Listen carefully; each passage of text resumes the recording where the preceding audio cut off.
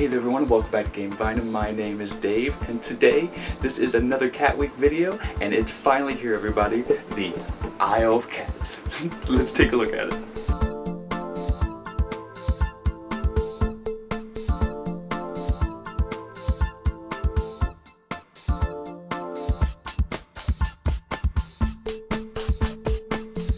Alright, so this is the big boy, the biggest cat game that we've reviewed to date, and I think we will ever review, at least this year. So, the Isle of Cats is a fantastically produced game where you're drafting cards, playing tiles, which are fantastical cats of all kinds of different colors and sizes, and you're trying to rescue these cats and put them on your boat and sail away with them and the maximum amount of treasure as you can. But essentially what you're trying to do is cover up your boat with all these cats and treasure parts, and along the way get some awesome cards and pay with fish all the while. Now I'm going to say the cat theme is super heavy. Now the production is some of the best that I've ever seen. Let me just go ahead and show you right now, then we'll show you how to play, and then we'll give you my opinion. I mean, my face hurts from smiling. Let's go.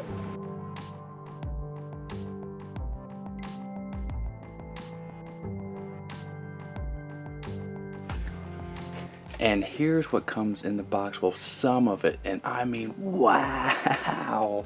So these bags are just filled with pieces that you see right here. This box is just jam-packed with so much goodness.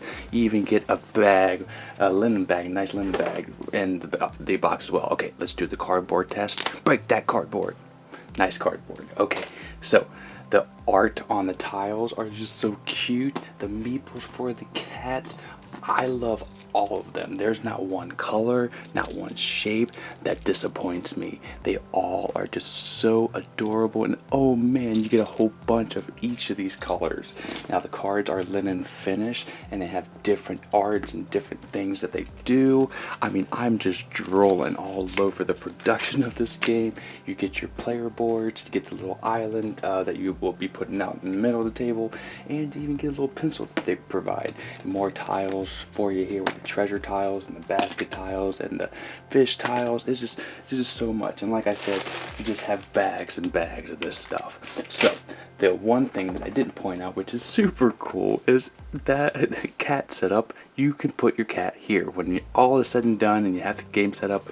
Just put your cat there. He'll be your audience. Love it. Okay, I'm gonna stop cheesing over here because my smile is huge and tell you how to play this game.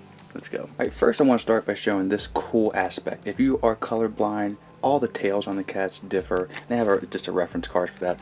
This game gets points, brownie points, all over the board. Okay, so this game is set up right now for 2 players. You put the Oceanics in the middle, the basic treasures in the middle. We give each player a empty basket, and each player chooses a color to put on the speed track. You put the evil person's boat right here. This is a game timer basically, and you give everybody 7 cards to start by drafting, and of course you have their boat in front of them. Your supply over there as well. You're all good to go. Now the games consist of 5 different rounds or days, and there are 5 different phases on those days as well.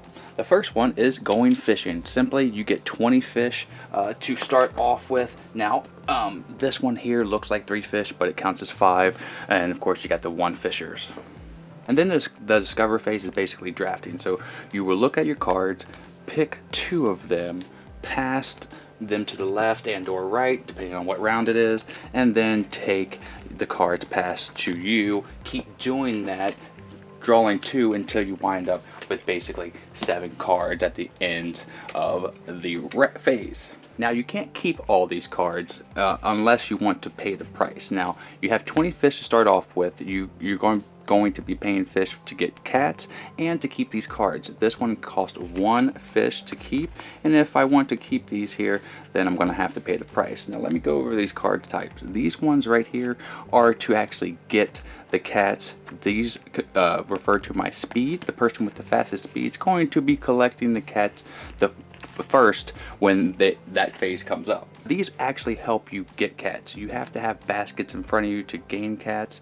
You can start with one and you can use the other green cards to give you one. Now 2 broken baskets equal 1 basket. So in this case, if I were able to pay for all these, sorry camera, I would be able to on this round get 3 cats if I so choose. Now the other cards here are the treasure cards. You're going to be using these during the rare find stage, but you basically can take 2 common treasures or take any rare treasure that happens to be on the board.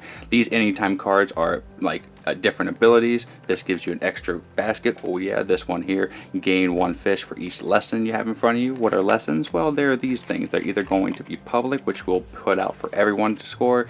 Any player gets 5 points per treasure map they have not covered. Treasure maps are going to be on the boat, which I'll get into a little later. And then you have a private lessons, which are just for you, which just have lessons on the bottom. This one 15 points for all the emblem right here in the dining room if it's all empty. So sometimes you want to leave spaces open, but ultimately what you're trying to do is save as many cats and get as much treasure to cover up the most of your board as you can within your goals.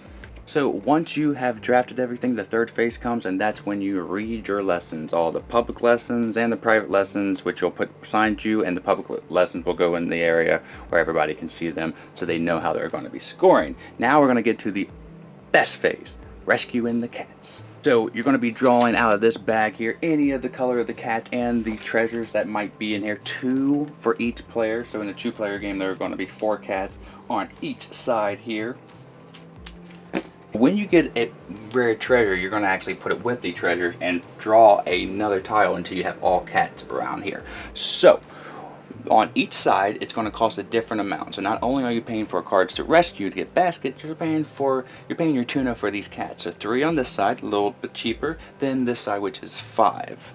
Now again, you can only get as many cats as you have baskets, and the person who has the most speed, which again is represented with the boots, will go first. And you can represent that on the board here too and put the cats that is yours in front. So I'm going to take this cat. Now the first cat you have, you can place anywhere you want, but after that all the other cats have to be placed next to it. It can't be like diagonal, like point to point here or point to point like that. It has to be touching a side.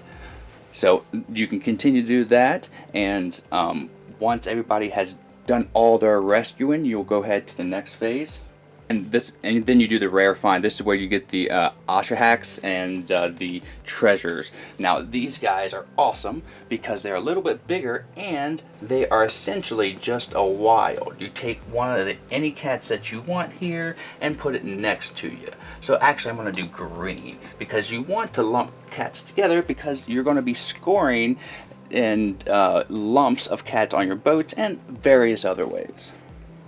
And any of these special treasures that you're able to get, if there's one on the board, you can go ahead and take one of that, or you can take 2 common treasures, and these are good just to kind of fill in the little tiny spaces that other cats can't really do. And I'm spending all my fish. All the fish that you don't spend during this round you get to keep, and you'll get 20 again at the next fishing phase. That goes with the same cards. You don't have to play the anytime cards right now. You can hold on to those, and you can hold on to the lessons. But any cat cards or rescue cards more of that you played, and if you can't put a cat down because it just doesn't match up with your boat, well, you don't get to use it, and all the cards that you played and used, those go away, and then you basically set up for the next phase after moving this guy 1 down the lane. And you'll continue doing these 5 phases over 5 different days, and your main goal essentially is to try to cover up the rats because they may give you negative points. Now if you cover up one of these maps with a cat of the actual color, this would actually give you a treasure right away. So let's say this is right here, and put this cat right here. Let's see if I can make it happen. Yeah, then I will make him a red cat,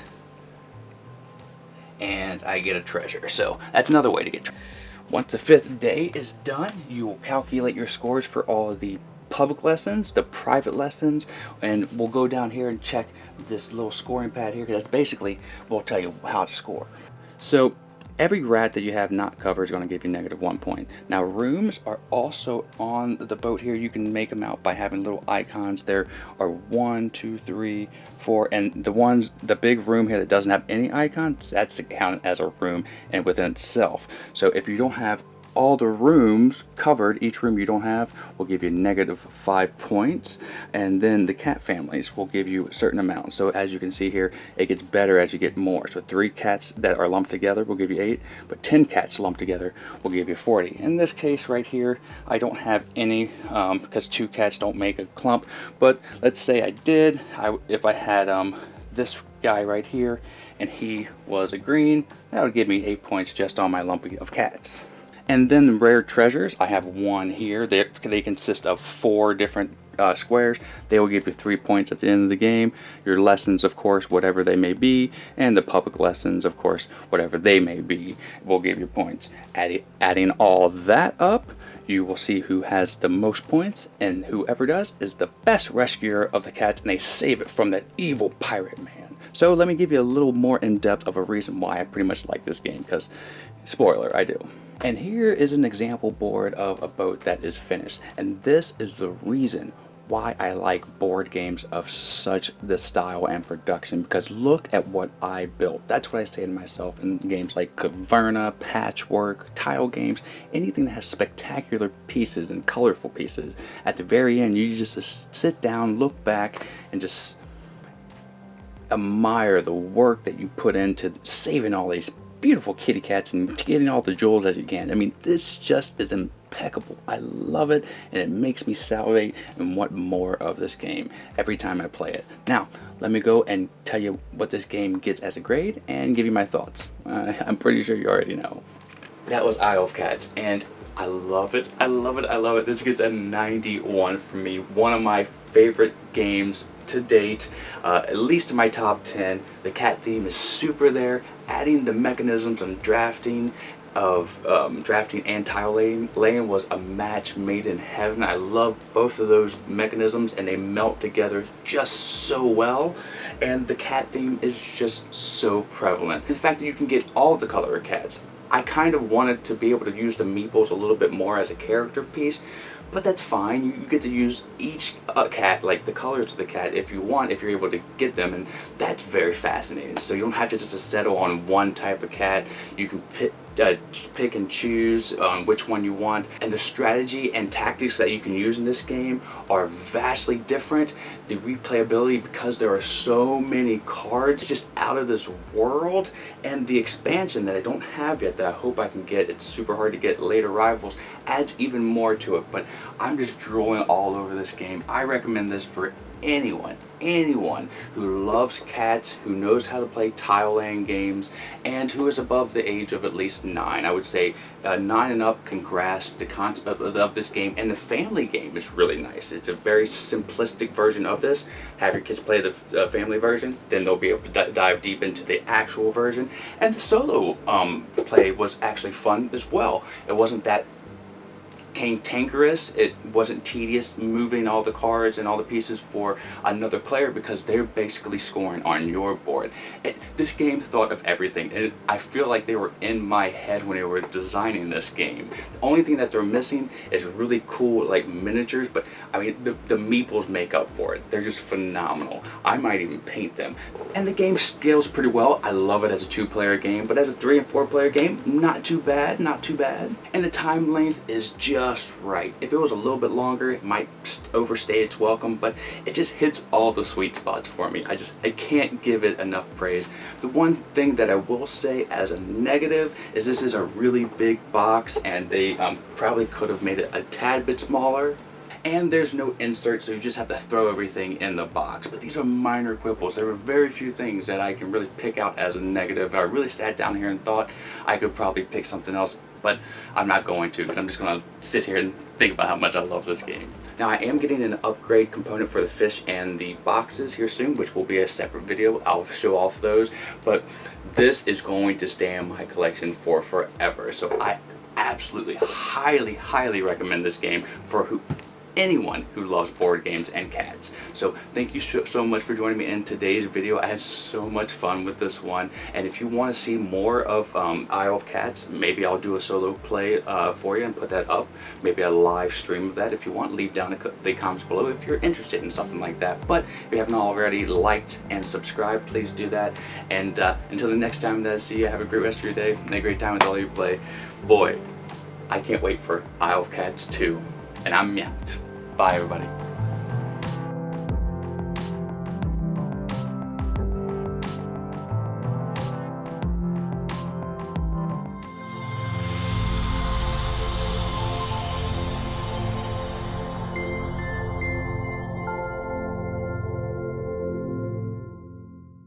Miko, it's time to go. Good girl, Miko.